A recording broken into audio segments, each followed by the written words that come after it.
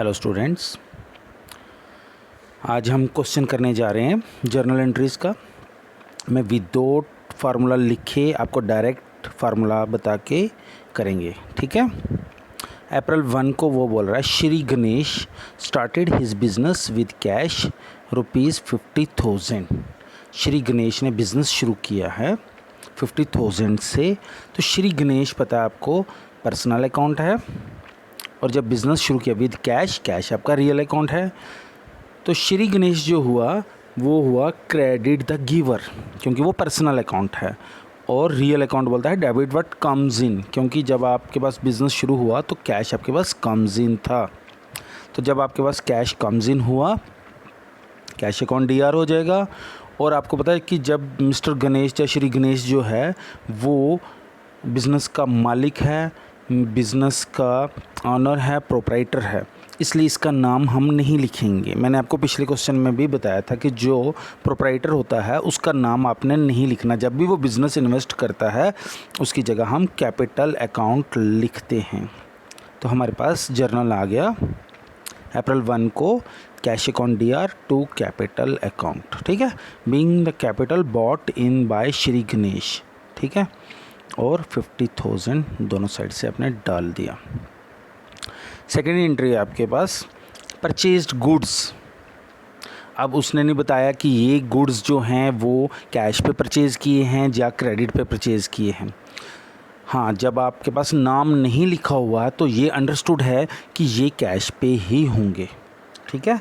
ये वाले गुड्स जो हैं वो कैश पे ही होंगे। तो इसलिए आप क्या करेंगे, जब आपने गुड्स परचेज़ किया, गुड्स आपके पास कम्स इन थे, debit what comes in, real account बोलता है डेबिट व्हाट कम्स इन, और कैश आपका गोज आउट था, तो कैश आपका रियल अकाउंट बोलता है क्रेडिट व्हाट गोज आउट। तो गुड्स कम्स इन है, कैश गोज आउट है। और आपको मैंने बोला है कि जब भी गुड्स आप परचेज़ करोगे तो उस गुड्स की जगह आपने लिखना है परचेजेज अकाउंट। तो इसलिए 2 अप्रैल को आप जर्नल करेंगे purchases account debit to cash account, ठीक है। Being goods purchased for cash amount 5,000, ठीक है। इसका अमाउंट था 5,000,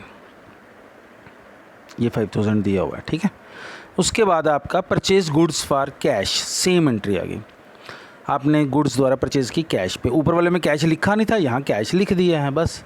तो आपने गुड्स खरीदे हैं पर कैश पे, तो गुड्स जो हैं वो कम्स इन है, debit what comes in, cash है क्रेडिट व्हाट गोज आउट, दोनों रियल अकाउंट हैं।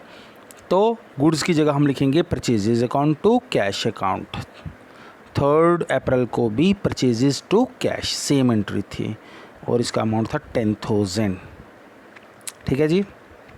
उसके बाद है बच्चों purchase goods from Mister Son for cash. देखो, जब भी कैश दिया हो और नाम भी दिया हो तो आपको नाम देखने की ज़रूरत नहीं है, खाली हम कैश और गुड्स देखेंगे, ठीक है। ये ध्यान रखना, अगर कैश नहीं दिया होता तो मिस्टर सन से हमने फिर उधार पे लिए थे, अब यहाँ पे लेकिन कैश भी साथ में लिख दिया है तो हम कैश ही देखेंगे। तो goods purchased goods from Mister Son for cash, तो सन को नहीं देखेंगे, हम सिर्फ कैश और गुड्स को देखेंगे। गुड्स आपका रियल है, कैश भी आपका रियल है, debit what comes in, credit what goes out. Goods आपके कम्स इन हैं, कैश आपका गोज आउट है। तो हम जर्नल एंट्री करेंगे purchases account debit to cash. देखो, अब 3 टाइप्स का आपको मैंने इसमें परचेजेज और कैश के बारे में बताया है। और उसके बाद है आपका सोल्ड गुड्स, गुड्स आपने सोल्ड किए, और इसने नहीं यहाँ पे बताया कि क्रेडिट है या कैश है। तो जब भी आपके पास नाम नहीं दिया होगा तो वो आपने समझना है, वो अंडरस्टूड है कि वो कैश ही होगा, ठीक है।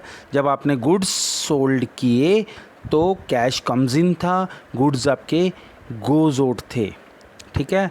और जब भी गुड्स को हम सोल्ड करते हैं तो गुड्स की जगह हम लिखते हैं कैश अकाउंट, सेल्स अकाउंट।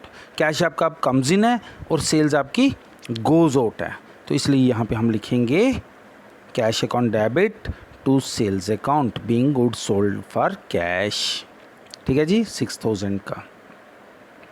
फिर उसके बाद उसने बोला sold goods for cash, same बात आ गई ऊपर वाले, ऊपर फॉर कैश ने लिखा था तो वो आपको खुद ही समझ आ गई कि वो कैश पे ही होगा, तो इसलिए यहाँ पे भी सेम एंट्री आएगी।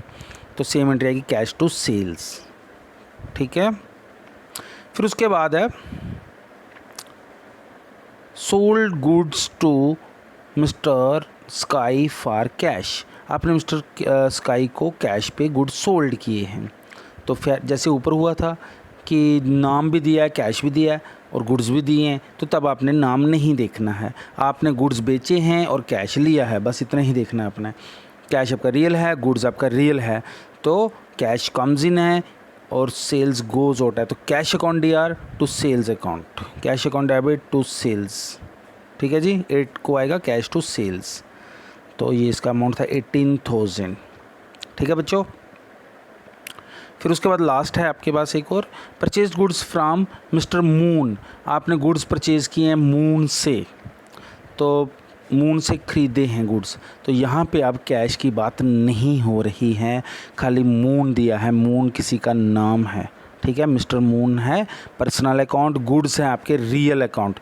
जब आपने गुड्स परचेज़ किए हैं तो गुड्स आपके पास कम्स इन है, परचेजेज अकाउंट डीआर, ठीक है। और मून आपका गिवर था, पर्सनल अकाउंट बोलता है क्रेडिट द गिवर, जो दे रहा है सामान वो गिवर है, क्रेडिट द गिवर, तो मिस्टर मून क्रेडिट में आएगा। Purchases account debit to mister Moon, ठीक है बच्चों। ये अब आपने ध्यान से करना है। अमाउंट है इसका 10,000, ठीक है। इसका अगर आप स्क्रीनशॉट लेना होगा तो ले सकते हो।